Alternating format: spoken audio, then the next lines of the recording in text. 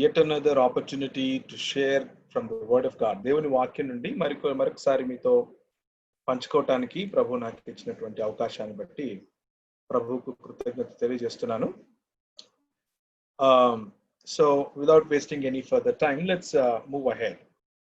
I really thank you for saving time and giving it over so that we're not spending a lot of time on other things rather than studying the word. So it's a good thing. So మనము హెబ్రీయులకు రాసిన పత్రిక చదువుకుంటున్నాం. హెబ్రీయులకు రాసిన పత్రిక 2వ అధ్యాయము 3వ అధ్యాయంలో కొద్ది భాగము మనం పోయిన వారం చూసాం. మళ్ళీ ఒకసారి రివైజ్ చేసుకుంటూ వెళ్ళేందుకు ప్రయత్నం చేద్దాం. 2వ అధ్యాయంలో మనం చూసినట్లుగా మనము శ్రమల ద్వారా యేసు ప్రభు సంపూర్ణుడిగా చేయబడటం గురించి మాట్లాడుకుంటున్నాం. శ్రమల ద్వారా ప్రభు సంపూర్ణుడు అవటం ఏంటి అన్న విషయం గురించి మాట్లాడాం. ఆ విషయం గురించి మరికొద్దిగా ఇంకా తెలుసుకోవాల్సింది ఉంది. యాజ్ వి మూవ్ ఫర్దర్ మనం తెలుసుకుంటూ ఉంటాం శ్రమల ద్వారా సంపూర్ణత అంటే ఏంటి. ఆ యేసు ప్రభు ఆల్రెడీ సంపూర్ణుడు కదా, ఆయన మళ్ళీ శ్రమ పడడం ద్వారా సంపూర్ణుడు అవటం ఏంటి అన్న విషయాన్ని మనం చూస్తూ పోతాం. పోయిన వారం చూసినంతలో యేసు ప్రభు యొక్క శ్రమల గురించి మాట్లాడే సమయంలో సహోదరులని పిలుచుటకు ఆయన సిగ్గుపడక అని అంటున్నాడు అన్న విషయాన్ని కూడా ఒకసారి అలా టచ్ చేశాం. ఈ రోజు we will go a little bit more deeper into those things, the redemption of the world. ఇంతకు ఇశ్రాయేలీయులను సహోదరులను పిలవటానికి సిగ్గెందుకు పడాలి, అసలు ఏం జరిగింది అన్నటువంటి కాంటెక్స్ట్ మనము పోయిన వారం నేను మీకు మళ్ళీ ఒకసారి కాంటెక్స్ట్ చెప్పాను. హెబ్రీయులకు రాసిన పత్రికకు ఉన్నటువంటి సందర్భం ఏమిటి అని అంటే, మనము వచనాలను అక్కడక్కడ ఏరుకుని మనకు ఆల్రెడీ మనం డిసైడ్ చేసుకుని చూడటం అలవాటు. క్రైస్తవులకు ఎక్కువగా ఇది అలవాటు. దాని కారణంగానే క్రైస్తవులు అనేక సార్లు వాళ్లకు నచ్చినటువంటి వచనాలను ఏరుకుని పెడుతూ ఉంటారు. అలాంటి తప్పు మనం చేయకుండా ఉంటే మంచిది అని పోయినసారి కూడా మనం చూసాం. So let us not get into that. Let us read everything within the context. Context ఏంటి అని మనం చూసాము అని అంటే, రాజు అయినటువంటి యేసు క్రీస్తు తన రాజ్యాన్ని స్థాపించినప్పుడు ఆ స్థాపించినటువంటి రాజ్యంలో ప్రజలు ఆయనకు నమ్మకమైనటువంటి దాసులముగా, ఆయనకు నమ్మకమైనటువంటి ప్రజలముగా మనం ఉన్నాము. కానీ రాబోవు లోకము అని మనము 2వ అధ్యాయంలో చూసాం. అది ఎక్కడ చూసాము అని అంటే 5వ వచనంలో చూసాం. మనము మాటలాడుచున్న ఆ రాబోవు లోకమును ఆయన దూతలకు లోపరచలేదు అన్న విషయాన్ని మనం పోయిన వారం ఒకసారి అలా చూసుకున్నాం. ఏంటి ఇంతకు ఈ రాబోవు లోకం అని. So if you can revive a little bit, ఒకసారి ఎవరైనా చెప్తారా ఇంతకు what do you mean by రాబోవు లోకం? మనకు దేవుడు రాబోవు లోకాన్ని మనకు లోపరిచాడా? ఒకవేళ రాబోవు లోకాన్ని లోపరిచి ఉంటే అది ఏంటి అసలు రాబోవు లోకం? ఎవరైనా చెప్తారా? మనం పోయినసారి చూసుకున్నాం దీని గురించి. నేను మీకు I gave you few hints and few details about రాబోవు లోకం. ఎవరైనా చెప్తారా?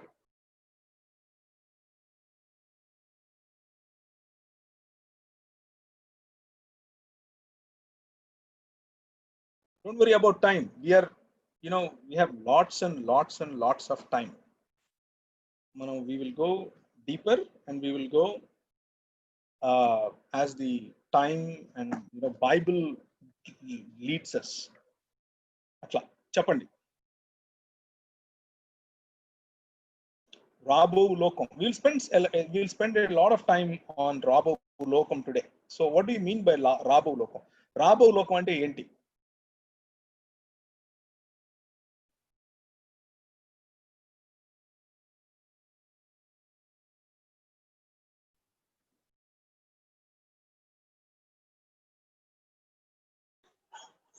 పరలోకం అనుకుంటున్నాను. పరలోకం అంటే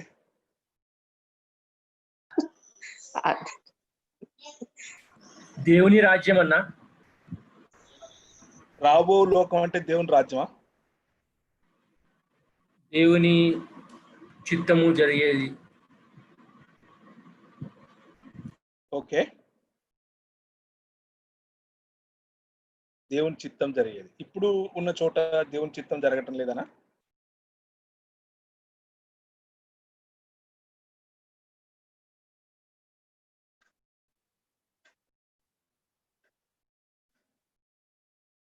ఎవరైనా హెబ్రీయులకు రాసిన పత్రిక 11వ అధ్యాయం 16వ వచనం చదువుతారా? హీబ్రూస్ చాప్టర్ 11 వర్స్ 16, 11వ అధ్యాయము 16వ వచనం.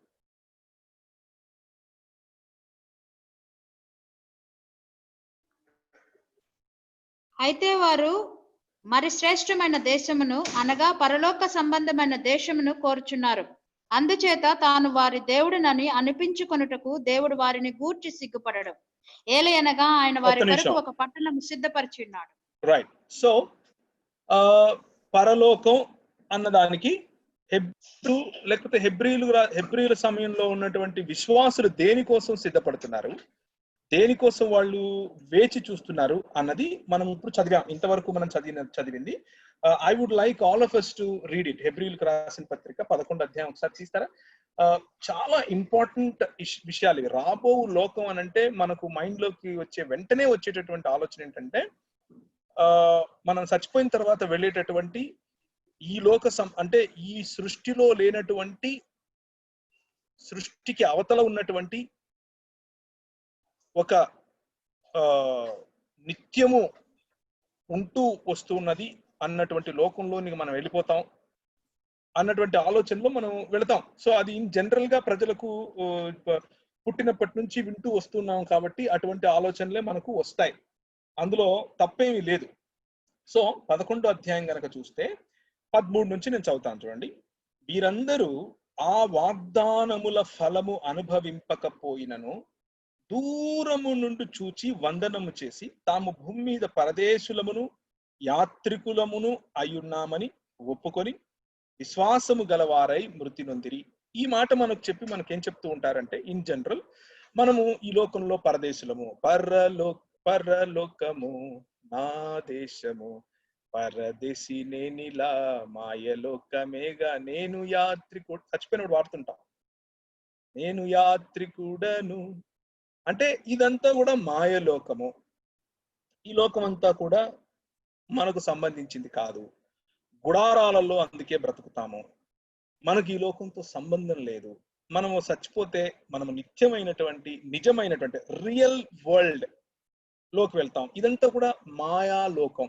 ఇది ఒక నీటి బుడగ వంటిది. అంటే వచనాలను అవుట్ ఆఫ్ కాంటెక్స్ట్ ఇక్కడ అక్కడ ఏరుకొని వచ్చి పేర్చేసి దీనికి ఆపాదించేసి ఏమని, పరదేశులమును యాత్రికులమును అయి ఉన్నామని ఒప్పుకొని విశ్వాసము గలవారై మృతి నొందారు. ఇలాగు చెప్పువారు తమ స్వదేశమును వెతుకుచున్నామని విషదపరచుచున్నారు కారా. వారికి ఒక స్వదేశం ఉంది, అంటే ఈ దేశానికి సంబంధించిన వాళ్ళు కాదు. ఇక్కడ ఈ స్వదేశము పరదేశము అన్నది ఈ లోకము పరలోకము గురించి మనకు చెప్తూ ఉంటారు రెగ్యులర్ గా.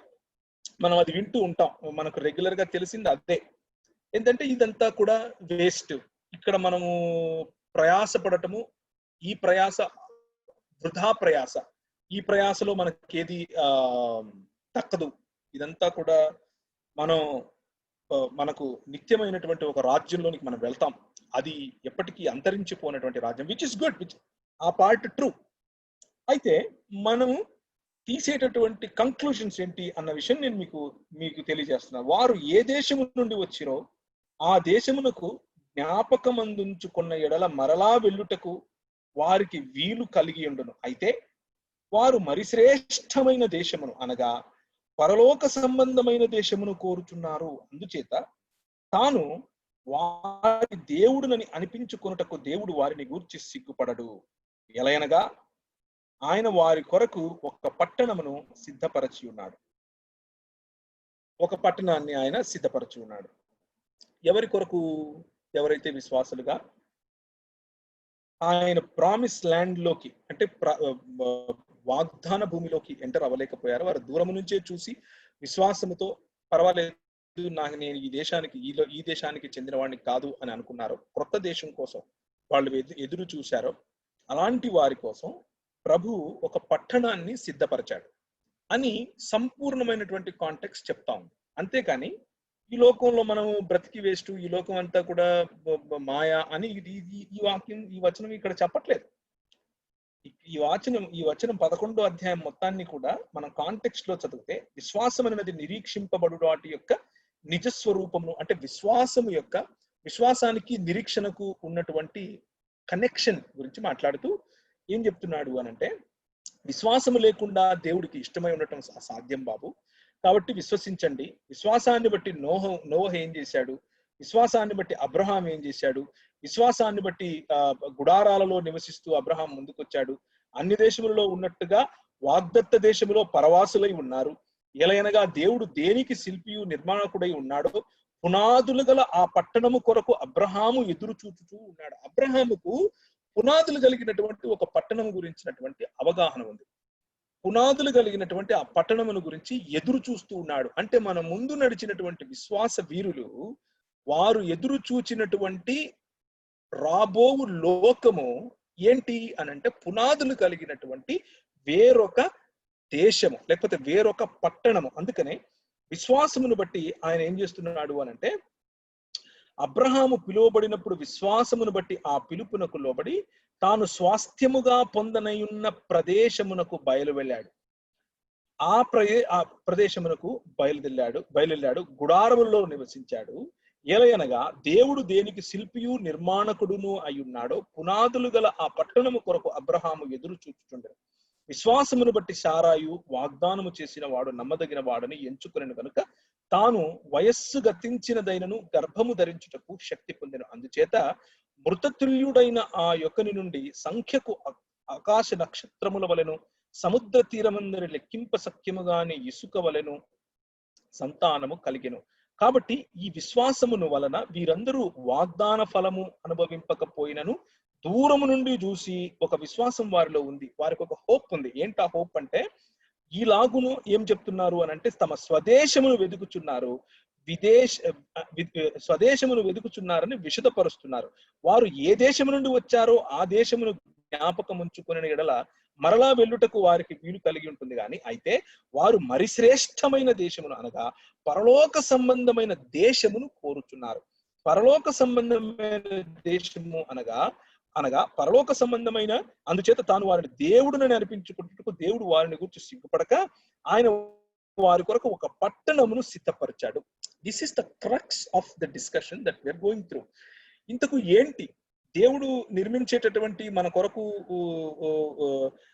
చూపించేటటువంటి పట్టణం ఏంటి, ఆ పట్టణం ఎక్కడ ఉంది, ఆ పట్టణము మనకు ఎలా లభిస్తుంది? మనం ఏమనుకుంటాము అనంటే, ఆ పట్టణంలోనికి మనం చచ్చిపోతే వెళ్ళిపోతాం అని అనుకుంటాం. కానీ మనం పోయిన వారం చూసినట్లుగా ఆ పట్టణమే మన కోసం దిగి వస్తా ఉంది. ఎక్కడ? ప్రకటన గ్రంథంలో చూసాం. ఇక్కడ ఆపాను, ఒకసారి చూస్తారా? 21వ అధ్యాయం. అంతటా నేను క్రొత్త ఆకాశమును క్రొత్త భూమిని చూచితిని. మొదట ఆకాశము ఆ భూమియు గతించిపోయెను, సముద్రము ఇకను లేదు.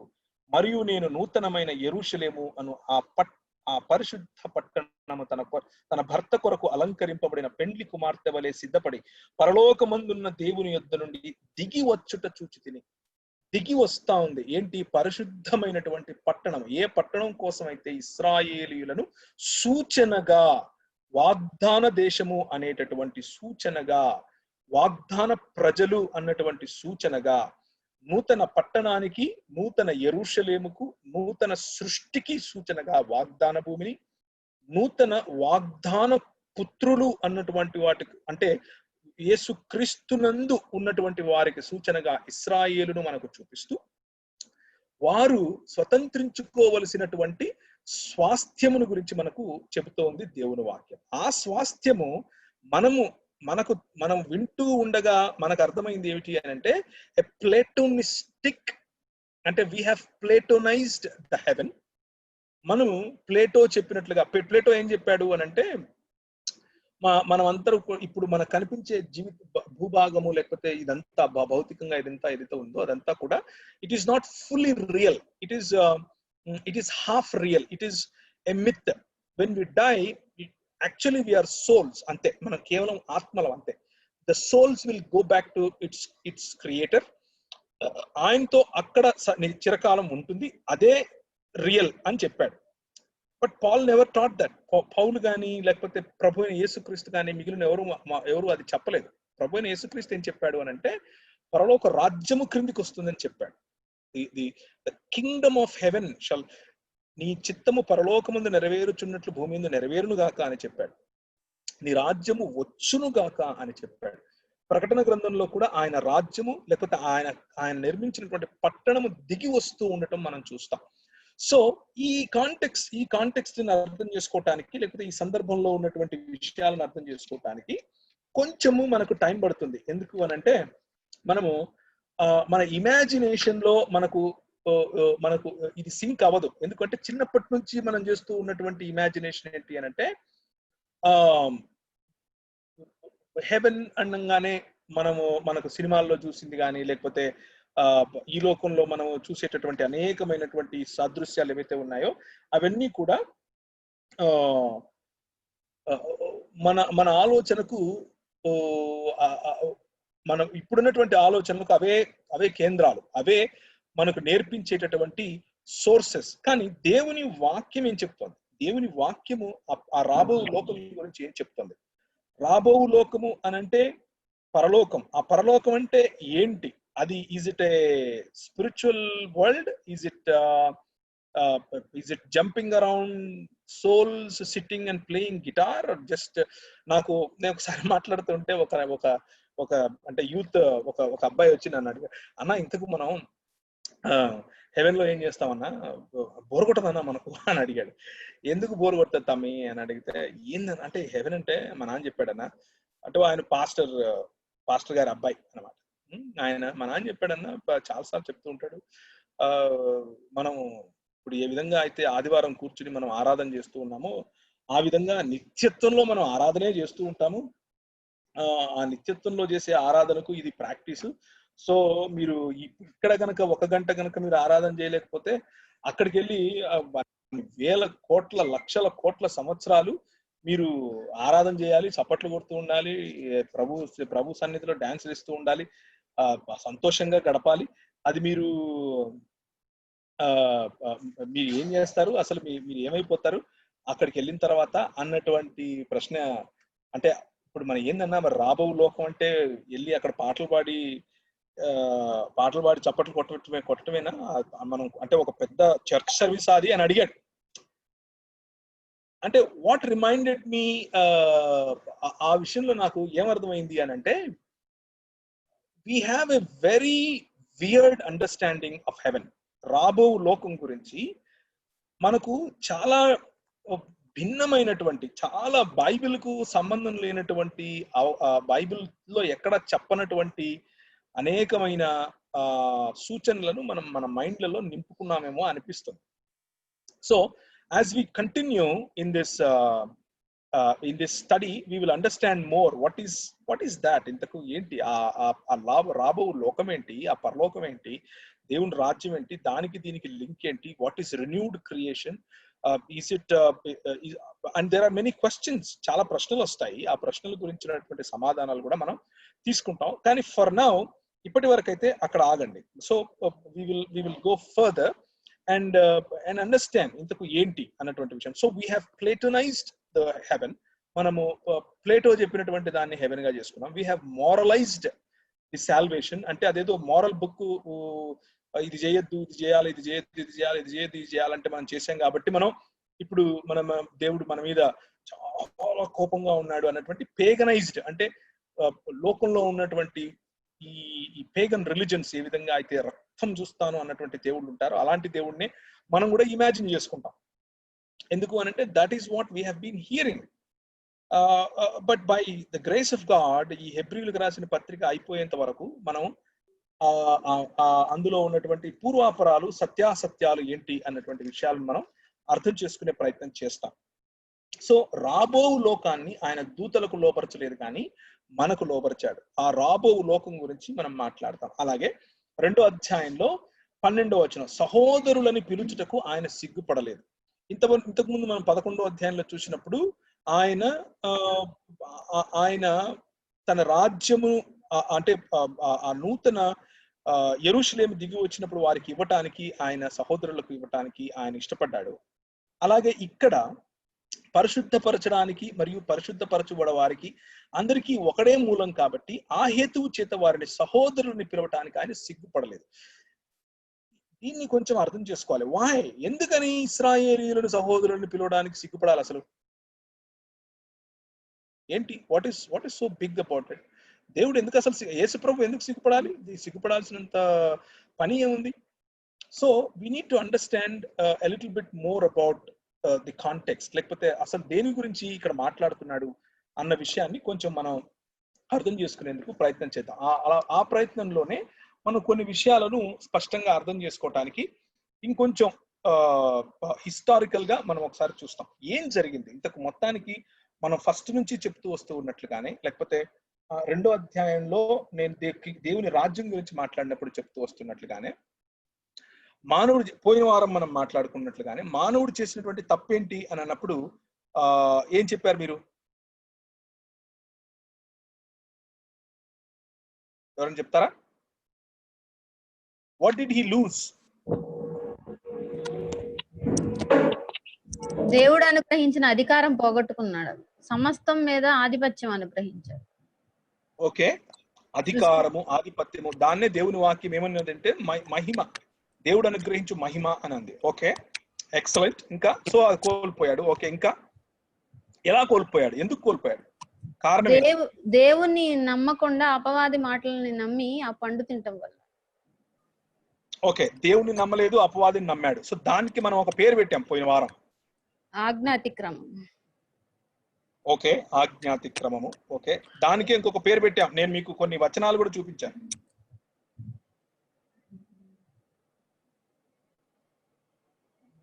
కీర్తనల గ్రంథంలో నుంచి ఒక కీర్తన చదివి వినిపించి మరి చెప్పాను. 115లో చదివారు. 115 కీర్తన. అందులో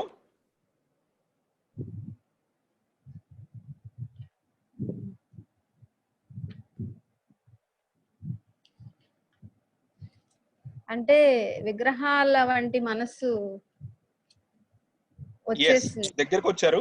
ఎస్, విగ్రహాల వంటి మనసు ఎలా వచ్చింది? ఎలా వచ్చింది?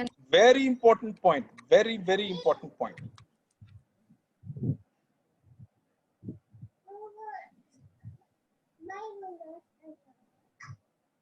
The most important point. పోయిన వారం మనం మాట్లాడుకున్న దాంట్లో అన్నిటికంటే అతి ప్రాముఖ్యమైనటువంటి పదం అది మనం మాట్లాడుకున్నది. కీర్తన 115 కరెక్ట్. కీర్తన 115లో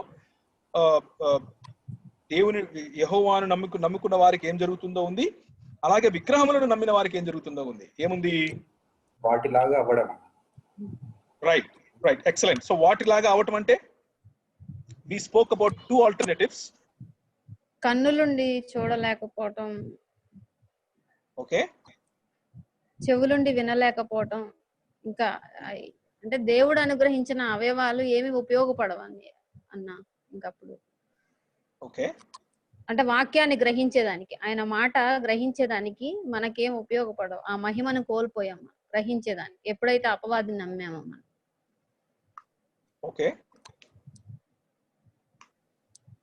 ఓకే, మనం పోయిన వారం మాట్లాడుకున్నప్పుడు నేను I gave you 2 sources of information. One source of information is God, or one source of information is God from where we draw life. జీవమును పొందటానికి దేవుని మాట అని అన్నాం.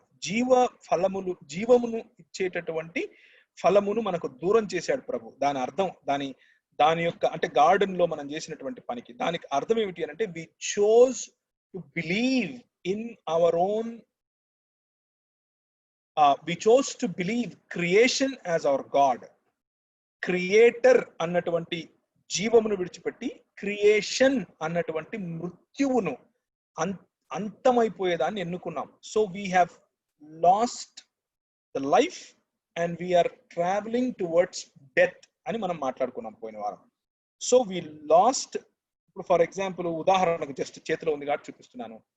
ఇది ఒక ఇన్ఫర్మేషన్ సోర్స్. ఇదేంటిది 1 TB. ఇది తీసుకెళ్లి నేను కంప్యూటర్ కంటిస్తే దీంట్లో ఉన్నటువంటి ఇన్ఫర్మేషన్ అంతా వస్తుంది. కానీ నేను ఇది తీసుకెళ్లి ఏం చేస్తున్నాను అని అంటే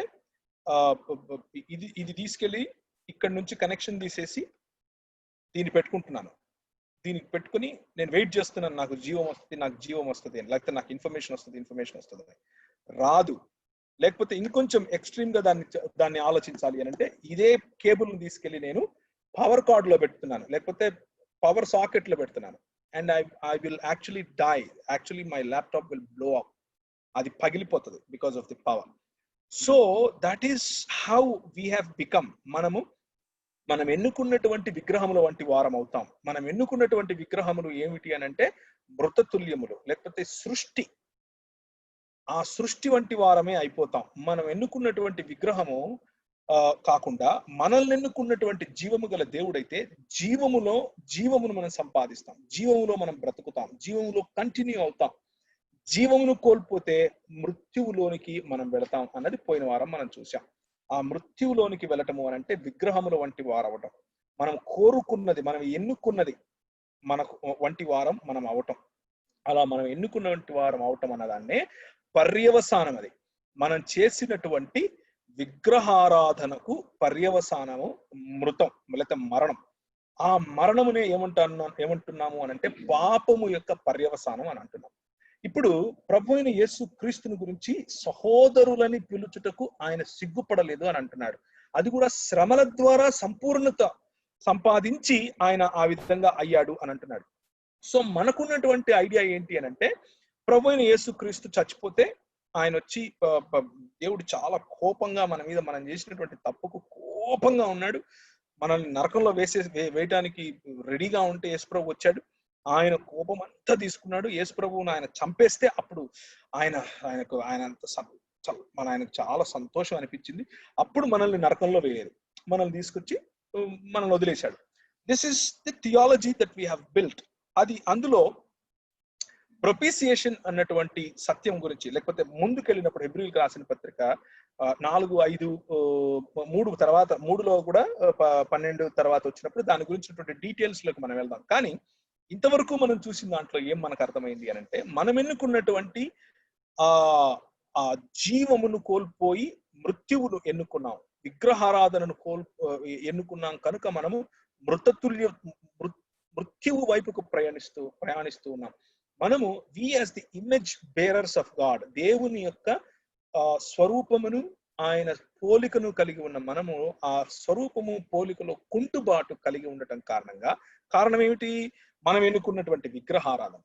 దేవుడు ఈ విగ్రహారాధన, మనం ఎన్నుకున్నటువంటి విగ్రహముల వంటి వారముగా మనం అయిపోయేటటువంటి స్థితి నుండి, ఆ పాపము నుండి మనల్ని విడిపించాలి అని అంటే మనకు పర్యవసానముగా ఉన్నటువంటి మృత్యువును, మరణాన్ని ఆయన జయించాలి. So the cross is a place where God came out as a king victorious అని పోయిన వారం మనం చూసాం. అంటే జయించినటువంటి రాజుగా బయటకు వచ్చినటువంటి పరిస్థితి, సందర్భము ఈ సిలువ యొక్క అసలైనటువంటి the crux of the cross అన్నటువంటి విషయాన్ని మనం చూసాం. సో దేవుడు యేసుక్రీస్తు ప్రభువు ఆయన అలా బయటకు రావటం కారణంగా ఆయన నన్ను విశ్వసించిన నేను I'm a new creation, I'm plugged back into the life అని మనం చూసాం. అంటే జీవములోనికి తిరిగి నేను ఐఎమ్ ప్లగ్డ్ బ్యాక్, నేను తిరిగి ప్లగ్ ఇన్ అయ్యాను.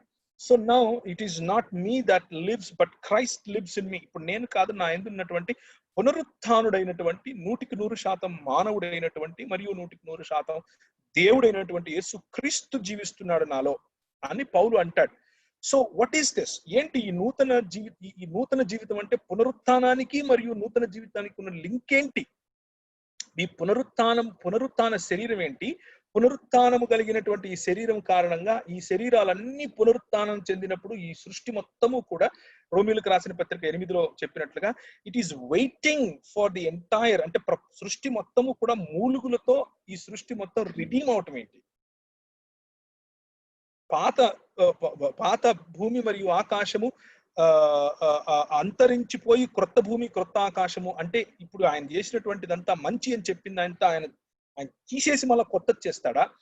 లేకపోతే is he talking about he will remove the corruption from the earth and heaven? So ఆది యందు దేవుడు భూమి ఆకాశములను సృజించాడు. భూమి మరియు ఆకాశములను సృజించాడు అని అన్నప్పుడు ఆకాశం అన్న పదము, హెవెన్ అన్న పదము ఒకటే యాక్చువల్ గా. అందుకని ఇంగ్లీష్ లో in the beginning God created heaven and earth అన్నటువంటి మాట మనకు కనిపిస్తుంది. Heaven is not an eternal place, my brothers, my sisters, you get it right. Heaven is a created place. Heaven అన్నది కూడా సృష్టింపబడినటువంటి ఒక ఒక ఒక it's a dimension. It's a dimension which is created. Nothing but God is creator.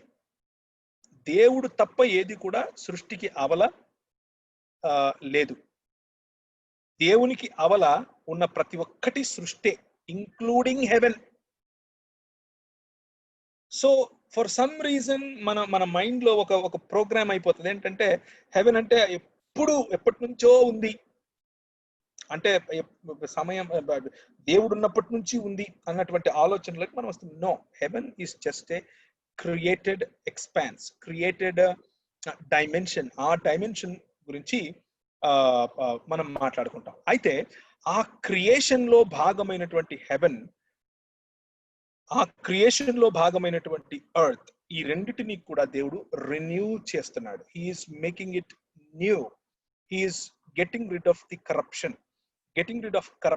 ఆ getting rid of corruption లో భాగంగానే మానవులకి ఇచ్చినటువంటి అధికారమును, మానవులకి ఇచ్చినటువంటి స్వాతంత్రమును కోల్పోయినటువంటి మనము now we are hoping for a new creation.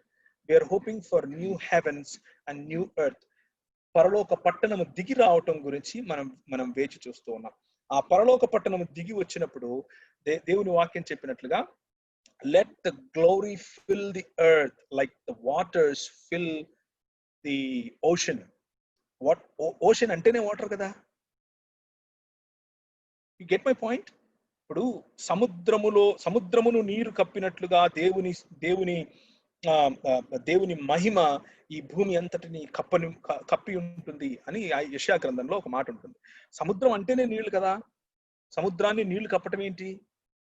It is about the true nature of sea. సముద్రానికి ఉన్నటువంటి ట్రూ నేచర్ నీళ్లు ఎలాగో అలాగే మానవులకు ఉన్నటువంటి ట్రూ నేచర్ మనుష్యతత్వం. The image that God gave, which we have. మనం కుంటుబాటులోనికి వెళ్ళిపోయాం కదా.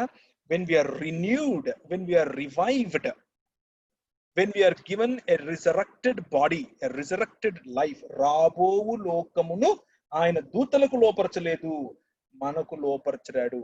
రాబోవు లోకంలో మనము ఆయనతో పాటు ఉంటాం. సహోదరులు అని మనల్ని పిలవటానికి గల కారణం ఏమిటి అని అంటే, ఆయన శ్రమల ద్వారా సంపూర్ణుడిగా చేయబడటానికి గల కారణం ఏమిటి అని అంటే, ఇంతకు ఏంటి ఆ శ్రమ? ఆయన పడినటువంటి శ్రమ ఏంటి? ఆయన ఆ శ్రమల ద్వారా సంపూర్ణత ఏమిటి అనేది పోయిన వారం మనం చూసాం. ఇప్పుడు రెండు ప్రశ్నలు ఉన్నాయి.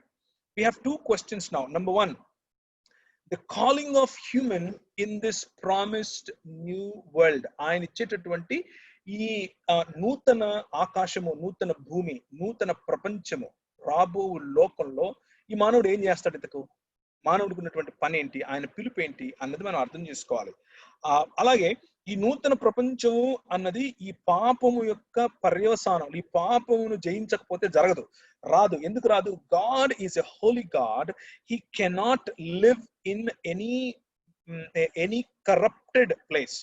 దేవుని యొక్క ఎక్స్పాన్స్, దేవుని యొక్క డైమెన్షన్ కాకుండా వేరే డైమెన్షన్ లోనికి, లేకపోతే పవిత్రత లేని చోట ఆయన ఉండడు.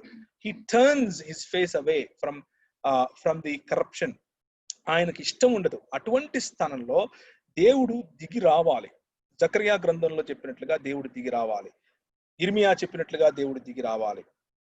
నిబంధన మందసము పెట్టినటువంటి ఆ పరిశుద్ధ ప్రదేశమైనటువంటి ఆ గుడారము వేసినట్లుగా యేసు క్రీస్తు ప్రభు తన శరీరమును హీ పిచ్డ్ హిస్ టెంట్, ఆయన గుడారముగా వేసుకున్నాడు. ఎలా సాధ్యం? ఏంటి ఇంతకు దీని వెనకల?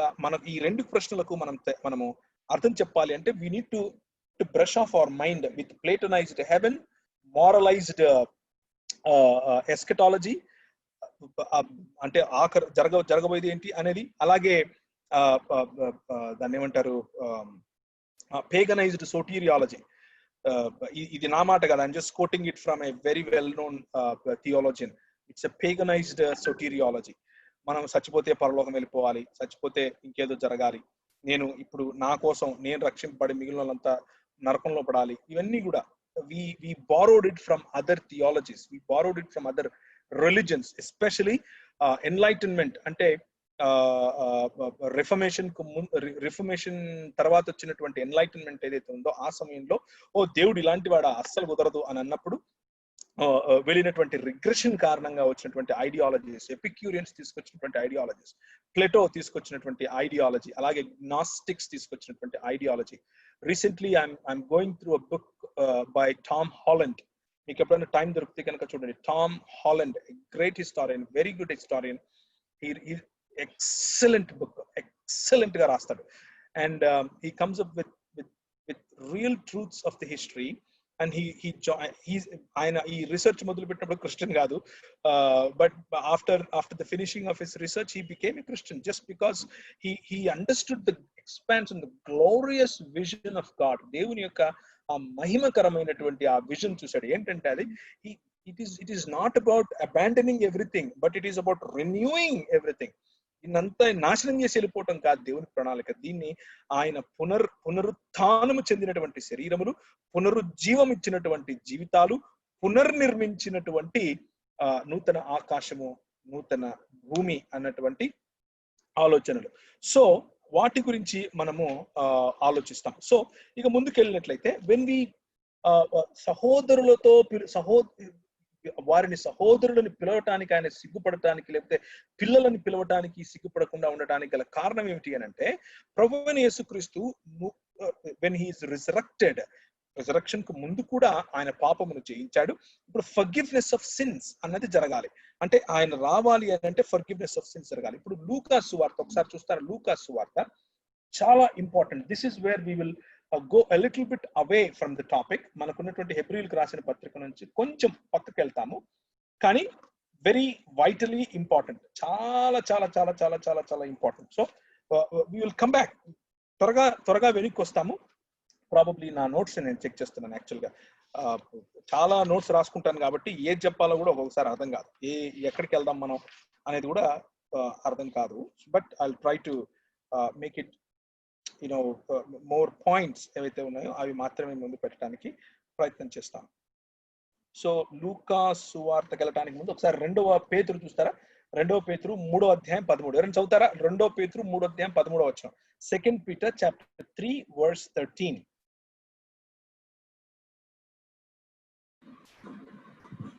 అయినను మనం ఆయన వాగ్దానమును బట్టి క్రొత్త ఆకాశముల కొరకును క్రొత్త భూమి కొరకును కనిపెట్టుచున్నాము, వాటి యందు నీతి నివసించును. So the promise that we have is we want to live with God in new heaven and new earth. మనము కనిపెడుతూ ఉన్నది దానికోసం. టు సీకింగ్, కనిపెట్టడం అన్నది like seek ye first the kingdom of God. దేవుని రాజ్యమును వెతకండి. కనిపెట్టడం అంటే వెతకటం, ఓపికతో దాన్ని అనుసరించడం. హెబ్రీయులకు రాసిన పత్రికలో మనం వచ్చినప్పుడు యేసు క్రీస్తును కనిపెట్టడం గురించి, లేకపోతే keep your eyes on Jesus అన్నటువంటి కాంటెక్స్ట్ లోకి మనం వచ్చినప్పుడు దాని గురించి ఇంకా కొంచెము విశదంగా మాట్లాడే ప్రయత్నం చేస్తాం. లూకా సువార్త 2వ అధ్యాయంలో వారు ఇలాగ మాట్లాడుచుండగా ఆయన వారి మధ్య నిలిచి, ఎక్కడ 36వ వచనం. ఎలా మాట్లాడుతున్నాడు ఇంతకు? ఏం మాట్లాడుతున్నారు వాళ్ళు అంటే, పైన చూసుకోవాలి. ఏం చూసుకోవాలి అని అంటే, అందుకు ఆయన అవివేకులారా, ప్రవక్తలు చెప్పిన మాటలన్నిటినీ నమ్మని మంద మత్తులారా, క్రీస్తు ఇలాగూ శ్రమపడి తన మహిమలలో ప్రవేశించుట అగత్యము కాదా అని వారితో చెప్పాడు. ఎవరితో చెప్పాడు? కొందరు దేవదూతలు తమకు కనబడి ఆయన బ్రతికి ఉన్నాడని చెప్పిరని మాతో చెప్పి మాకు విస్మయము కలుగజేసిరి. మాతో కూడా ఉన్న వారిలో కొందరు సమాధి యుద్ధకు వెళ్లి ఆ స్త్రీలు చెప్పినట్లుగా కనుగొన్నారు, కానీ ఆయనను చూడలేదని ఆయనతో చెప్పిరి. ఇందుకు ఏం జరుగుతోంది ఇక్కడ అనంటే, ఇదిగో ఆ దినమందే వారిలో ఇద్దరు యెరూషలేమునకు, అంటే they are going on the road to the Emmaus. So context కోసం మీకు అలా వస్తున్నాను. ఆ దేశమందు వారిలో ఇద్దరు యెరూషలేమునకు ఆమడ దూరం ఉన్న ఎమ్మాయి అను ఒక గ్రామమునకు వెళ్ళుచు జరిగిన ఈ సంగతులన్నింటినీ గురించి ఒకరితో ఒకరు సంభాషించుచుండ్రు. వారు సంభాషించుచు ఆలోచించుచూ ఉండగా యేసు తానే దగ్గరకు వచ్చి వారితో కూడా నడిచి, అయితే వారు ఆయనను గుర్తుపట్టలేకుండా వారి కన్నులు మోయబడారు. ఆయన మీరు నడుచుచూ ఒకరితో ఒకరు చెప్పుకొనుచున్న ఈ మాటలేమని అడగగా వారు దుఃఖముఖులై నిలిచారు. వారిలో క్లయఫా అనువాడు యెరూషలేములో బస చేయుచుండి, ఆ దినములలో అక్కడ జరిగిన సంగతులు నీ ఒక్కడివే ఎరగవా అని ఆయన అడిగారు. ప్రపంచం అంతటికి తెలుసు, నీకు తెలియకపోవడం ఏంటి అన్న బిట్ అన్నమాట. ఆయన అవి ఏవని వారిని అడుగుగా వారు నజరేయుడైన యేసును గూర్చిన సంగతులే. ఆయన దేవుని ఎదుటను ప్రజల ఎదుటను క్రియలలోను వాక్యములోను శక్తిగల ప్రవక్త అయి ఉండెను. See this is the understanding of people. ఎందుకు మనకు లూకా ఇక్కడ రాస్తున్నాడు అంటే Luke is a historian. He likes to give even minute details. అందుకనే అపోస్తలుల కార్యం కూడా చాలా డీటెయిల్డ్ గా ఉంటుంది. ఏమంటున్నాడు అని అంటే ఆయన ప్రవక్త ఏ ఉండెను, మన ప్రధాన యాజకులను అధికారులను ఆయనను ఎలాగూ మరణశిక్షకు అప్పగించి సిలువ వేయించిరో నీకు తెలీదా? ఇశ్రాయేలును విమోచింపబోవాడు ఈయనే. So what they are expecting అని అంటే ఇశ్రాయేలును విమోచింపబోవాడు ఈయనే అని మేము నిరీక్షించి ఉంటుంది. ఇదిగాక ఈ సంగతులు జరిగినేటికి 3 దినములు ఆయన. సో దేర్ ఎక్స్పెక్టేషన్ ఈజ్ ఇశ్రాయేలును విమోచించాలి. ఏంటి ఇశ్రాయేలును విమోచించడం అంటే? ఇశ్రాయేలును విమోచించడం అంటే వీళ్ళ ఉద్దేశంలో ఏంటి? ఈయన వచ్చి కత్తి పట్టుకుని మొత్తం అక్కడ నానా రభస చేసేసి ఇశ్రాయేలీలు మరి అవునండి నిజమే కదా, దానియేలు 2వ అధ్యాయంలో చెప్పాడు, దానియేలు 7వ అధ్యాయంలో చెప్పాడు, దానియేలు 9వ అధ్యాయంలో చెప్పాడు. అంత మాత్రమేనా యెషయా చెప్పాడు? అంత మాత్రమేనా యెషయా మాత్రమేనా ఎజెకియేల్ చెప్పాడు? ఎజెకియేల్ ఒకడేనా చెప్పింది? కాదు. ఇర్మియా చెప్పాడు. ఇర్మియా ఒకడేనా? కాదు. జకరియా చెప్పాడు. ఇలా అందరూ ప్రవక్తలందరూ చెప్పారు. వచ్చి ఏం చేయాలి? మెస్సియా వచ్చి తన రాజ్యాన్ని స్థాపించాలి. చచ్చిపోతాడేంటినా? ఇది క్వశ్చన్. మేమేమనుకున్నాం? ఆయన వచ్చి ఉన్న అధికారాలన్నిటినీ కూడా ఈ అధికారులను నాశనం చేసేసి వాళ్ళను కూల్చేసి తన రాజ్యం స్థాపిస్తాడు అని మేం వెయిట్ చేస్తుంటే ఈయన వచ్చి చచ్చిపోయాడండి అని బాధ వ్యక్తం చేస్తున్నాడు. బాధ వ్యక్తం చేస్తుంటే ప్రభు వారికి ఇచ్చేటటువంటి ఆన్సర్ అందుకు ఆయన అవివేకులు అంటే దాని కింద చాలా ఉంది. అంటే నేను just I wanted to take that information only. కానీ ఇంకా చదువుదాము అని అంటే అది కూడా చేద్దాం. ఇశ్రాయేలును విమోచింపు వాడు ఈయన మేము నిరీక్షించుంటిమి. ఇదిగాక ఈ సంగతులు జరిగినట్టు 3 దినములు ఆయనను. అయితే మాలో కొందరు స్త్రీలు తెల్లవారుగానే సమాధి యొద్దకు వెళ్ళి హలో మధ్యలో మీరు టైం ఇస్తే నేను క్వశ్చన్ అడుగుతా. లాస్ట్ లో ఇస్తా. కొందరు దేవదూతలు తమకు కనబడి ఆయన బ్రతికిన్నాడని చెప్పిరని మాతో చెప్పి మాకు విస్మయం కలిగజేసిరి. మాతో కూడా ఉన్న వారిలో కొందరు సమాధి యొద్దకు వెళ్ళి అంటే మొత్తం కథనం చెప్తూ ఉన్నారు. కథనం చెప్తూ ఉంటే అందుకు ఆయన అవివేకులారా, ప్రవక్తలు చెప్పిన మాటలన్నిటినీ నమ్మని మందమతులారా, క్రీస్తు ఈ రాజు శ్రమపడి తన మహిమలో ప్రవేశించుట అగత్యము కాదా? So according to the scriptures that you have been reading, మీరు చదువుతూ ఉన్నటువంటి వాక్యం ప్రకారము క్రీస్తు శ్రమపడి మహిమలో ప్రవేశించడం అగత్యము. శ్రమపడాలి, మహిమలో ప్రవేశించాలి, అది అగత్యం. ఇప్పుడు హెబ్రీయులకు రాసిన పత్రికలో మనం ఏం చూసాం? క్రీస్తు శ్రమల ద్వారా సంపూర్ణుడిగా చేయట ఆయనకు తగును. శ్రమల ద్వారా సంపూర్ణుడిగా చేయటానికి మన ప్రభువే స్వయంగా నేను శ్రమపడి మహిమలో ప్రవేశించడం అగత్యము అని ఆయన చెప్పటానికి గల కారణం ఏమిటి అన్నది మనం చూడాలి అని వారితో చెప్పారు. మోషేయు సమస్త ప్రవక్తలను మొదలుకొని లేఖనములన్నిటిలో తనను గూర్చిన వచనముల భావమును వారికి తెలిపెను. So the essence of the scriptures అంటే మన చేతిలో ఉన్నటువంటి మోషే మరియు ప్రవక్తలు అంటే యేసుక్రీస్తు ప్రభు యొక్క రాకకు ముందు ఉన్నటువంటి వచనములలో ఉన్న సారాంశము మెస్సియా శ్రమపడాలి, మహిమలో ప్రవేశించాలి. ఇంతకు ఆయన శ్రమ పడితే ఏం జరుగుతుంది అని అంటే లూకా సువార్త ఒకసారి మళ్ళీ 1వ అధ్యాయం 8:20 అయింది. కరెక్ట్ గా 8:27కు నేను జీవన్ నీకు టైం ఇస్తాను క్వశ్చన్ అడగటానికి. 1వ అధ్యాయం లూకా సువార్త 1వ అధ్యాయం. ప్రభు అయిన ఇశ్రాయేలు దేవుడు స్తుతింపబడును గాక. ఇది ఎవరు? ప్రభు హస్తము అతనికి తోడై ఉండేది కనుక ఆ సంగతులను గూర్చి విన్న వారందరూ ఆ బిడ్డ ఏలాంటి వాడగును. సో జకర్యా పరిశుద్ధాత్మ ద్వారా జకర్యా మాట్లాడుతున్నాడు. అంటే బాప్తిస్మ ఇచ్చి యోహాను యొక్క తండ్రి కదా ఆయన. మరియు అతని తండ్రి జకర్యా పరిశుద్ధాత్మ పూర్ణుడై ఇట్లు ప్రవచించెను. ప్రభు అయిన ఇశ్రాయేలు దేవుడు స్తుతింపబడును గాక. ఆయన తన ప్రజలకు దర్శనమిచ్చి వారికి విమోచన కలుగజేసెను. తన సేవకుడైన దావీదు వంశమునందు మన కొరకు రక్షణ శృంగమును అనగా మన శత్రువుల నుండి మనలను ద్వేషించు వారందరి చేతి నుండి తప్పించి రక్షణ కలుగజేసెను. సో సో అగైన్ ఇశ్రాయేలు యొక్క ఆలోచన ఏంటి?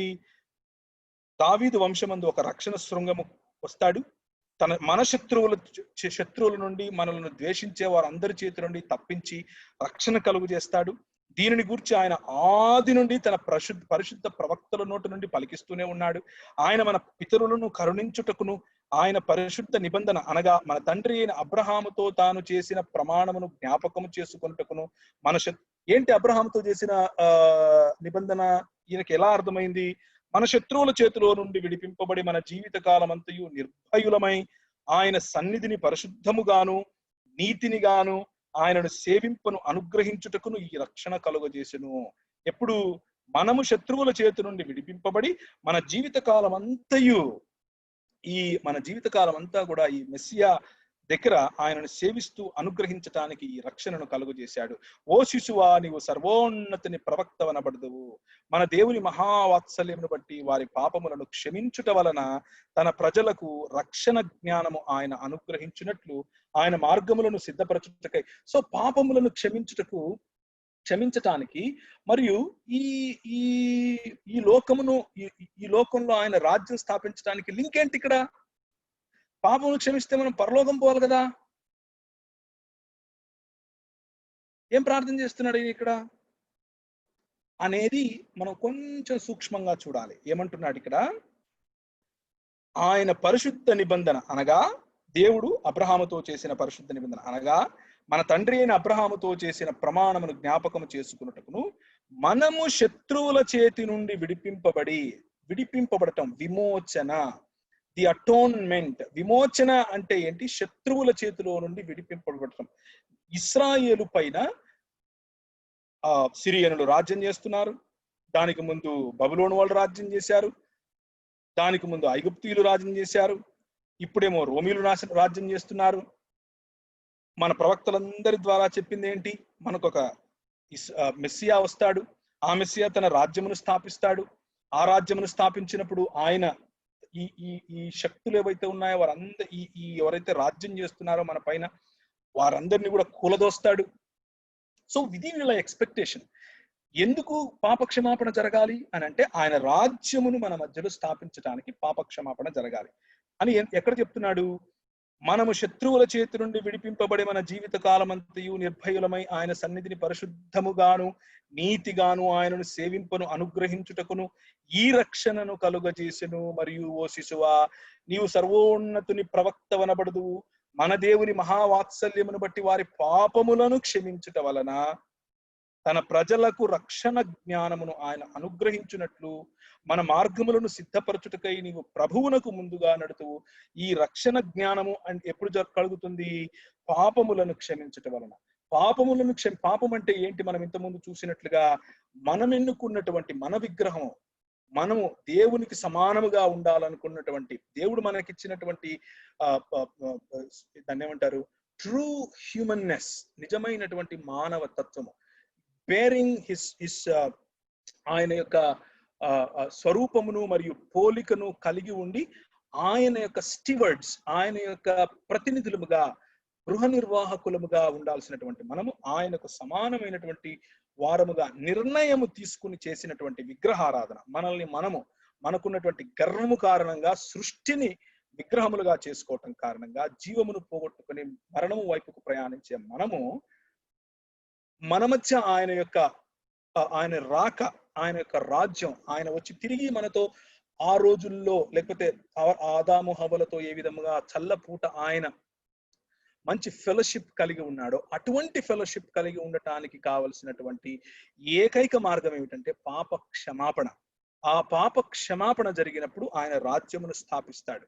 ఆ రాజ్యమును స్థాపించడానికి పాప క్షమాపణ జరగాలి. అందుకు జకర్యా లూకా సువార్తలో 1వ అధ్యాయంలో ఈ మాటను చెప్పడం మనం చూస్తాం. 76 చూస్తారా? మళ్ళీ 76 మరియు ఓ శిశువా, అదే 79, 76, 79 మనం చదివాం కదా. రక్షణ జ్ఞానమును ఆయన అనుగ్రహించినట్లు, మనకు అనుగ్రహించేటటువంటి రక్షణ జ్ఞానం ఏమిటి అని అంటే ఆయన చేత ఇవ్వబడినటువంటి పాప క్షమాపణ. 2వ అధ్యాయము 30వ వచనం చూస్తారా? లూకాసు వార్త, నా టైం అయిపోతుంది, ఒక నిమిషమే ఉంది. 2వ అధ్యాయము 29 నుంచి నేను చదువుతాను. నాథా, ఇప్పుడు నీ మాట చొప్పున సమాధానముతో నీ దాసుని పోనిచ్చుచున్నావు. ప్రభువైన యేసుక్రీస్తు రాకడ గురించినటువంటి సిమియోను అన్నటువంటి ఒక ప్రవక్త చేసినటువంటి ప్రవచనతో కూడినటువంటి ప్రార్థన. నాథా, ఇప్పుడు నీ మాటల చొప్పున సమాధానముతో నీ దాసుని పోనిచ్చుచున్నావు. అన్యజనులకు నిన్ను బయలుపరచుటకు వెలుగుగాను, నీ ప్రజలైన ఇశ్రాయేలుకు మహిమగాను. The lost glory of humans, if you can caricature it, if Israel is the elected people from ఎవరికి, లోకమంతటికి అన్యజనులకు నిన్ను బయలుపరచటానికి వెలుగుగాను, నీ ప్రజలైన ఇశ్రాయేలుకు మహిమగాను, నీవు సకల ప్రజల ఎదుట సిద్ధపరిచినటువంటి నీ రక్షణను నేను కన్నులారా చూచి తిని. So bringing back the glory to human beings, bringing back the glory to Adam, bringing back the glory to Israel. ఇశ్రాయేలుకు మహిమను తీసుకుని రావాలి. ఎందుకు అనంటే ఇశ్రాయేలు he failed to be true human. ఇశ్రాయేలు ఎందుకు ఫెయిల్ అయ్యాడు? Adam failed to be true human. దేవునికి నమ్మకమైనటువంటి స్టీవర్డ్ గా ఉండటానికి ఇచ్చినటువంటి పిలుపును కోల్పోయాడు. he failed to do it. ఇశ్రాయేలు failed to do it. కాబట్టి ఇప్పుడు now you read హెబ్రీయులకు రాసిన పత్రిక 2వ అధ్యాయం. it makes lot of sense. ఏంటి? శ్రమల ద్వారా సంపూర్ణునిగా చేయుట ఆయనకు తగును, పరిశుద్ధపరచు వారికి పరిశుద్ధపరచబడు వారికి అందరికీ ఒకటే మూలము, ఈ హేతువు చేతను వారిని సహోదరులని పిలుచుటకు ఆయన సిగ్గుపడతాయి. Now he is a victorious king. ఆయన గెలిచినటువంటి రాజు కాబట్టి నౌ ఇశ్రాయేలుకు మహిమను తిరిగి ఆయన ఇవ్వటం, మహిమా కిరీటమును తిరిగి ఇవ్వటం. ఇశ్రాయేలు అని అంటే ఎవరు అని అంటే ద ఫెయిత్ఫుల్, లేకపోతే ఆయన అనుయాయులు, ఆయన యొక్క రిప్రజెంటేటివ్స్, ఆయన విశ్వాసం ఉంచిన వారు. we will go much deeper, we will go a little bit more into that little bit later. నా సమయం అయిపోయింది, 28 అయింది. I wanted to talk about దాస్యమునకు లోబడిన వారిని. 15వ వచనంలో ఉన్నటువంటి మరణ భయము చేత దాస్యమున గురించి, ఇశ్రాయేలు ఏ విధంగా దాసత్వంలోనికి వెళ్ళారు అన్న దాని గురించి కూడా పోయిన వారం మనం మాట్లాడుకున్నట్లుగా మాట్లాడాలనుకున్నాను. But I will stop here.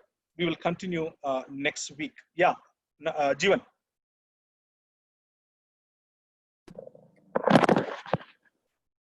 అన్న వినిపిస్తుందా? Yes.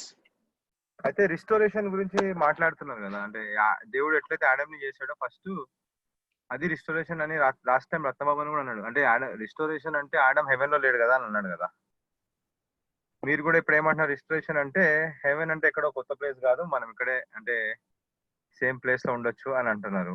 మనం అంతే కదా, అంటే మళ్ళీ కొత్తది ఏది ఉండదు, సేమ్ అంటున్నారు. ఓకే, చాలా సార్లు బైబిల్లో దేవుడు హెవెన్స్ విల్ పాస్ అవే అంటే ఇప్పుడున్న ప్లేస్, ఇప్పుడున్న మనది పాస్ అవే అని చాలా సార్లు మాట్లాడు. పేతురులో మాట్లాడాడు, I will come like a thief అన్నాడు, then everything will pass away అన్నాడు. ఇంకోటి యేసుక్రీస్తుని పరిచయాలు ఆడతారు కదా, పెళ్లికి మరి పెళ్లి ఎవరి భార్య అవుతుంది ఏడుగురు చచ్చిపోతే అంటే యేసుప్రభు అంటాడు అంటే అరే మీరు అట్లా వాళ్ళు అట్లా ఉండరు, ఇంతకు ముందులా ఉండరు, పెళ్లికి గీయబడి అంటారు కదా. అవును, ఆ రెస్టోరేషన్ లో మరి ఆడమ్ అప్పుడు పెళ్లి చేసుకున్నాడు కదా, ఆడమ్ కి ఉండే కదా. ఓకే, ఇప్పుడు మళ్ళీ ఇంకొక వాక్యం ఉంటది, రక్త మాంసములు శరీర మాంసములు cannot inherit the kingdom of God. Okay, right. So మళ్ళీ తినడం తాగడం అనేది ఉండదు. నాకు తెలుసు, నేనేమనుకుంటున్నా అంటే righteousness, peace and joy in the Holy Ghost, that's the kingdom of God, right? So do we eat, do we toil, do we work again, do we అంటే ఇట్లాంటి ఉంటది కానీ సిన్ ఉండదు అంటున్నారు మీరు. కానీ యేసుప్రభు చెప్పిన మాటలో చూస్తే నాకు మరి వేరేగానే అన్నాడు కదా. మరి యేసుక్రీస్తు చెప్పినట్టు మరి పెళ్లి గీయబడరు, పెళ్లి గీయరు వాళ్ళు, and there is no gender అని కూడా అంటున్నాడు దేవుడు అక్కడ. సో అది నా question. Okay, yeah, excellent questions. These are bound to come, రావాలి. ఈ క్వశ్చన్స్ వస్తేనే మనకు we will go ahead. So yeah, ఒక్క నిమిషం అన్న, ఓకే, సారీ మాట్లాడండి అన్న. Okay, yeah, these questions are great questions. ఇది రాకపోతే ఇబ్బంది, కానీ వస్తే మంచిది మనకు. These are bound to come and we need explanations for this. Number 1, the heavens and earth shall pass away అన్న మాట, it's a it's a comparative statement that your word will stay, అంటే నీ వాక్యము నిలుచును అని చెప్పడానికి చెప్పినటువంటి, అంటే హెవెన్ పాస్ అవే అని అంటే ఇప్పుడు ఫర్ ఎగ్జాంపుల్ అదే మెటఫోర్ మనకు ఇన్ని రోజులు మనం విశ్వసించినటువంటి నిత్యత్వంలో ఉండేటటువంటి నిత్య జీవం గురించి మాట్లాడితే, నిత్యము మనం ఎక్కడ ఉంటాం అంటే హెవెన్ లో ఉంటాం. సో హెవెన్ పాస్ అయిపోద్ది కదా మరి అనే ప్రశ్న వస్తుంది.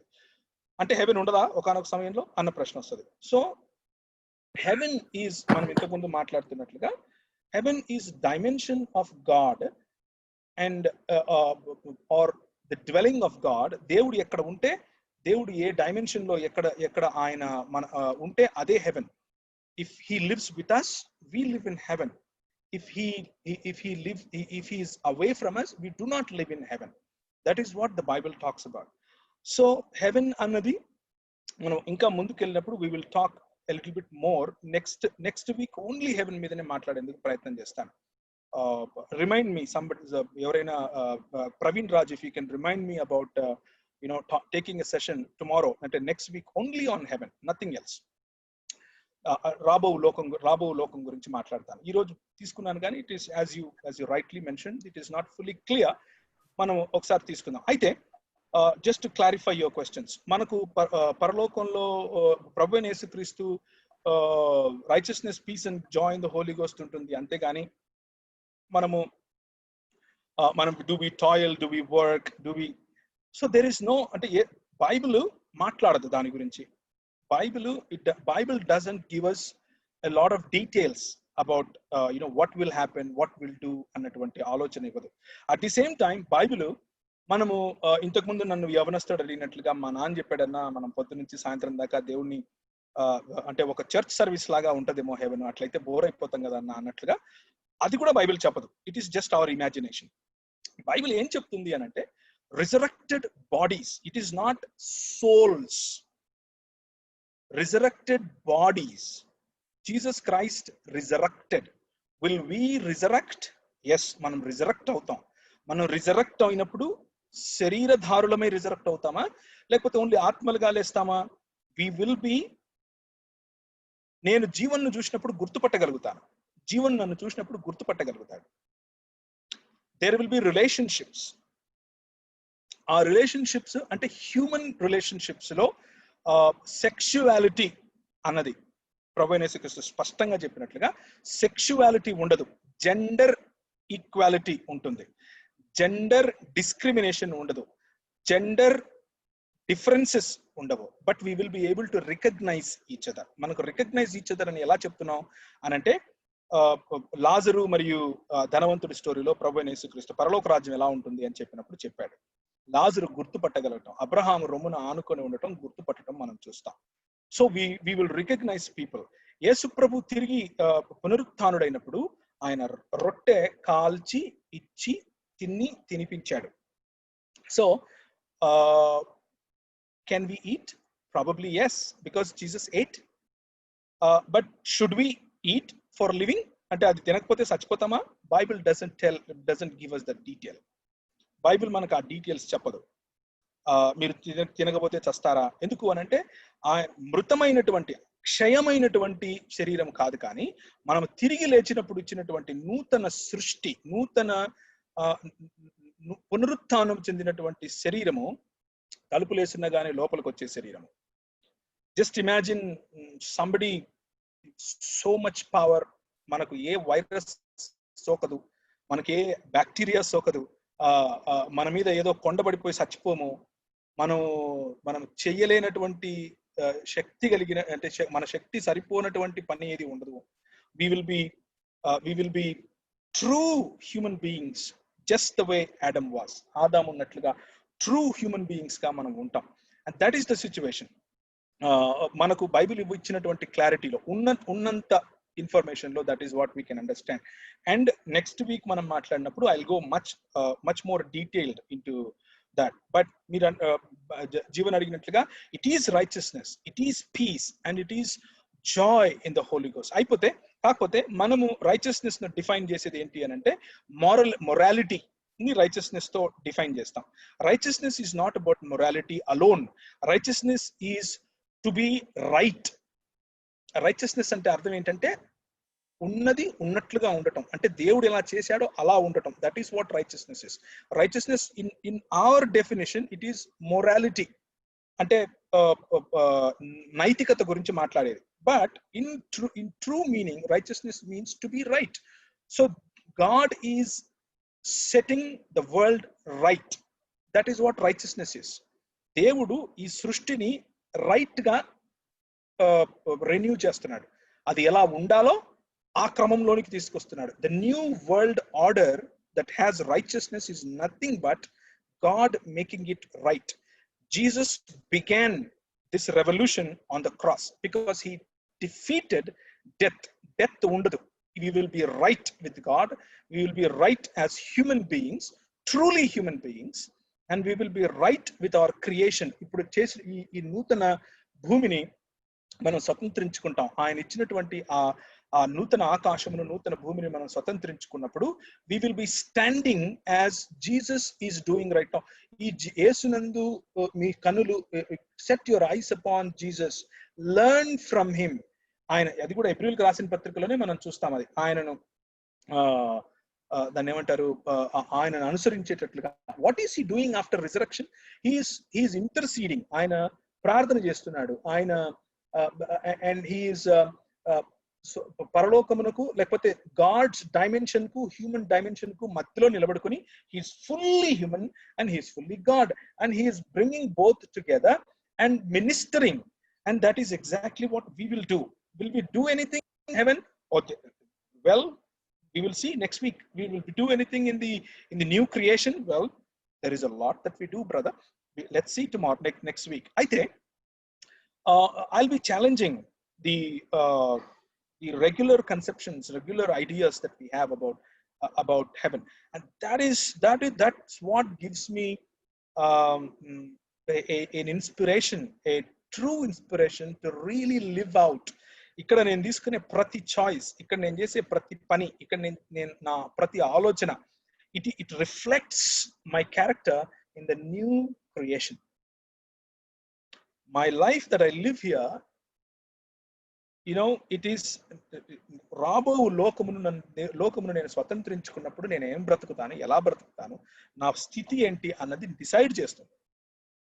నా స్థితిని మెరుగుపరుస్తుందా, నేను మెరుగుపరిచే పనిలో ఉన్నానా, లేకపోతే ఇది కాలిపోతుంది, ఇది చచ్చిపోతుంది, నేను వెళ్ళిపోతాను అంటున్నా. So coming back to Jeevan's question, ఇది దేవుడు దీనిని గతించిపోతుంది అని అంటున్నాడు కదా అని అన్నప్పుడు, నేను ఆల్రెడీ మనం మాట్లాడుకుంటున్నప్పుడు చెప్పినట్లుగా గతించిపోయేది ఇందులో ఉన్న కరప్షన్, గతించిపోయేది ఈ లోకంలో మానవుని యొక్క విగ్రహారాధన కారణంగా, లేకపోతే మానవుడు తను తాను దేవునికి సమానముగా హెచ్చించుకున్న కారణంగా విపత్తు తెచ్చుకున్నట్లు ఈ లోకంలో ఉన్నటువంటి ఈ లోక అధికారి క్రిందికి ఈ సృష్టిని ఇచ్చేశాడు కదా. ఆ లోక అధికారి క్రింద ఉన్నటువంటి శాపగ్రస్తమైనటువంటి ఈ లోకమును దేవుడు విడిపించటం అన్నటువంటి దానికి ఎక్స్ప్రెషన్ గా గతించిపోతుంది అన్నటువంటి మాటను వాడటం. మనం ఇంతవరకు పేతురుకు రాసినప్పుడు 2 పేతురు 3వ అధ్యాయంలో చూసినట్లుగా క్రొత్త ఆకాశము క్రొత్త భూమి, in the beginning God made heavens and earth అన్నట్లుగా క్రొత్త ఆకాశము క్రొత్త భూమి అని అంటే it is renewal, it is cleansing. యేసుక్రీస్తు యొక్క రక్తము చేసినటువంటి క్లెన్సింగ్, యేసుక్రీస్తు యొక్క మధ్యస్థ చేస్తున్నటువంటి, అంటే మీడియేషన్ చేస్తున్నటువంటి cleansing. It is forgiveness of since, మానవుని యొక్క పాపముల యొక్క క్షమాపణ. So that God can come and dwell, మన మధ్య నివసించటానికి దేవుడు సెట్ రైట్ చేస్తున్నాడు, ఈ లోకమును సెట్ రైట్ చేస్తున్నాడు. When he does, he lives with us and he is living already. ఎలా ఎందరు ఆయనను అంగీకరించరో వారికి ఆయన పిల్లలగుటకు అధికారం ఇచ్చాడు, వారితో తండ్రి కుమార పరిశుద్ధాత్మలు అన్నటువంటి దేవుడు మన యందు నివసించడానికి పరిశుద్ధాత్మను మనకు అనుగ్రహించడం. How is it happening? Why is it happening? Because I'm a new creation in Christ. నేను క్రీస్తునందు నూతన సృష్టిని గనుక. So it's all about renewing things. It is not about rescuing for a new place, but it is about rescuing the entire creation itself for a brighter future. For a brighter future. So నేను బయటికి వెళ్ళినప్పుడు when I see this creation, I see it as good. Because God made it good. Because when God returns as the king, పరలోకము నుంచి వచ్చిన దాన్ని ఏమంటారు, నూతన యెరూషలేము క్రిందికి దిగి వస్తుంది. క్రిందికంటే ఎక్కడికి మరి అనేది ఆలోచించాలి. క్రిందికే దిగి వస్తుంది. ఎందుకు అనంటే that is what Jesus asked us to pray for. నీ రాజ్యము వచ్చును గాక. పరలోకము నుంచి ఆ నూతన యెరూషలేం దిగి వచ్చినప్పుడు మనకు యెరూషలేం గురించి కూడా మనం when we talk about Jerusalem in Hebrews chapter, I think it is అంటే when we go forward we will talk about that. యెరూషలేంకు పైన యెరూషలేంకు ఉన్న లింక్ ఏంటి అన్నది మనం చూస్తాం. బట్ అల్టిమేట్లీ ఇంతవరకు చూసినటువంటి నాకు అర్థమైనంతలో I'm willing to stand corrected. నేను నా ఆలోచన మార్చుకోవడానికి సిద్ధమే. But if the word speaks, దేవుని వాక్యం కనుక మాట్లాడితే నేను దాన్ని అర్థం చేసుకోవడానికి నేను ఇష్టపడుతున్నాను. అయితే so far what I could understand, నేను అర్థం చేసుకున్నది ఇంతవరకు ఏంటి అని అంటే, హెవెన్ లేకపోతే పరలోకం అన్నది లైఫ్ ఇప్పుడు మనం చనిపోయిన తర్వాత వచ్చేది మాత్రమే కాదు, ఆ తరువాత వచ్చే జీవితంలో ఉన్నది అనేది నాకు అర్థమైంది. అంటే నేను తిరిగి లేపినప్పుడు, నేను చచ్చిపోయినప్పుడు నాకు దొరికేటటువంటి పరదేశం గురించి నేను మాట్లాడట్లేదు. దట్ ఈస్ జస్ట్ ఏ పరదైస్ అన్నటువంటి పదానికి సింపుల్ అర్థం ఏంటంటే గార్డెన్ అని అర్థం. It's a Farsi word. It's a Farsi word. Paradise is a Farsi word that simply means a garden.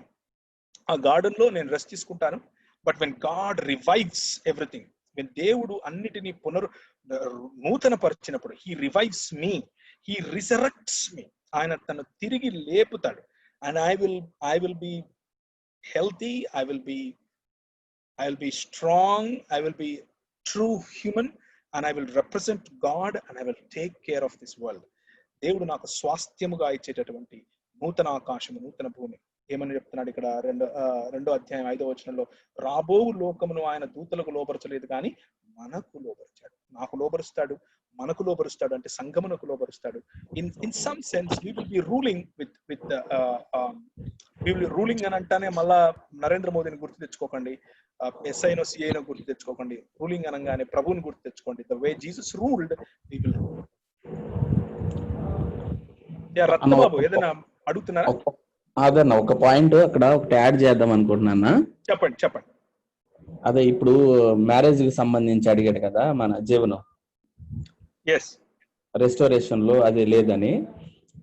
ఇప్పుడు నా సిన్ ఆ రోజు ఆదాము చేసిన సిన్ వల్ల మ్యారేజ్ కాన్సెప్ట్ మిస్ప్లేస్ అయిపోతే మళ్ళీ రిస్టోరేషన్ ఉంటుంది మామూలుగా అయితే.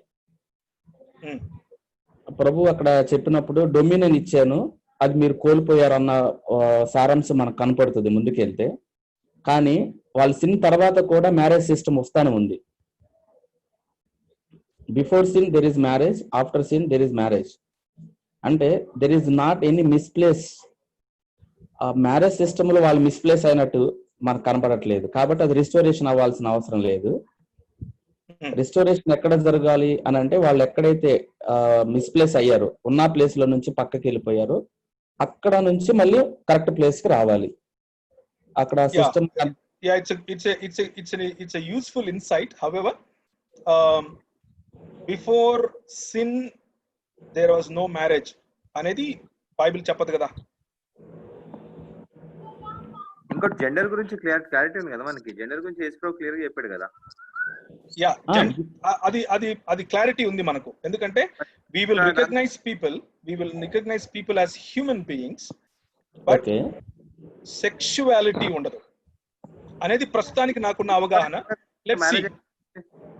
ఇప్పుడు బిఫోర్ సిన్ మనకు మ్యారేజ్ ఉంది కదన్నా. బిఫోర్ సిన్నే కదా ఆదాముకు తోడుగా ఆహ్వానించింది. అవును, బిఫోర్ సిన్ మ్యారేజ్ ఉంది, ఆఫ్టర్ సిన్ కూడా మ్యారేజ్ ఉంది మనకి ఉంది. కాబట్టి నేను అలా విన్నాను, పొరపాటు విన్నాను. అయితే మీరు బిఫోర్ సిన్ మ్యారేజ్ లేదు అన్నట్లుగా నేను విన్నాను. కాదు ఉందని అంటున్నాను. Okay, I'm sorry. Before sin marriage ఉంది, ఆఫ్టర్ సిన్ కూడా మ్యారేజ్ ఉంది. కాబట్టి వాళ్ళు మిస్ప్లేస్ అయినట్టు మ్యారేజ్ సిస్టమ్ లో మిస్ప్లేస్ అవ్వలేదు. అయితే వాళ్ళు కరెక్ట్ మిస్ప్లేస్ అయ్యి ఉంటే మళ్ళీ సిస్టమ్ ఉండొద్దు. ఇప్పుడు బిఫోర్ సిన్ వాళ్ళకి డొమినియన్ ఉంది, ఆఫ్టర్ సిన్ డొమినియన్ లేదు. వీళ్ళు అన్నిటికీ ఆరాధించడం మొదలు పెట్టారు. అన్ని రిసోర్సెస్ మీద డొమినియన్ ఇస్తే వీళ్ళు ఆ రిసోర్సెస్ కి వీళ్ళు వర్షిప్ చేస్తా ఉన్నారు. కరెక్ట్. అంటే క్లియర్ గా మనకేం కనపడుతుంది అంటే they lost their dominion on resources. Correct. తర్వాత ఆ రిలేషన్షిప్ లో ఏదో వైఫ్ అండ్ హస్బెండ్ రిలేషన్షిప్ ఏదైతే ఇచ్చారో ఆ రిలేషన్షిప్ లో డ్యామేజ్ కనపడతా ఉంది మనకి ఆఫ్టర్ సిన్. అప్పుడు రిస్టోరేషన్ చేస్తే రిలేషన్షిప్ లో రిస్టోరేషన్ జరుగుతుంది. రిస్టోరేషన్ జరిగితే డొమినియన్ లో రిస్టోరేషన్ జరుగుతుంది. రిలేషన్షిప్ జరిగితే ఇన్ఫ్లుయెన్స్ ఆఫ్ హెవెన్లీ కింగ్డమ్ జరుగుతుంది. ఎందుకంటే ఆడమ్ లాస్ట్ దట్. అవును. అందుకని ఆయన పాపం చేసిన వెంటనే ఆయనతో లేని వాళ్ళు ఎవరు అని అంటే హోలీ స్పిరిటే లేడు. అందుకని ప్రభు మరలా హోలీ స్పిరిట్ నాకు ఇచ్చాడు. అందుకని I should be in the influence of heavenly kingdom ఉండాలని. I hope I made my point. Sin వల్ల మరొక ఇబ్బంది ఏం రాలేదు కాబట్టి అది రిస్టోర్ అవ్వాల్సిన అవసరం లేదంటున్నాను. What I lost that will be restored. అది రిస్టోర్ అవుతుంది. నేనేమో కోల్పోతే అది రిస్టోర్ అవుతుంది.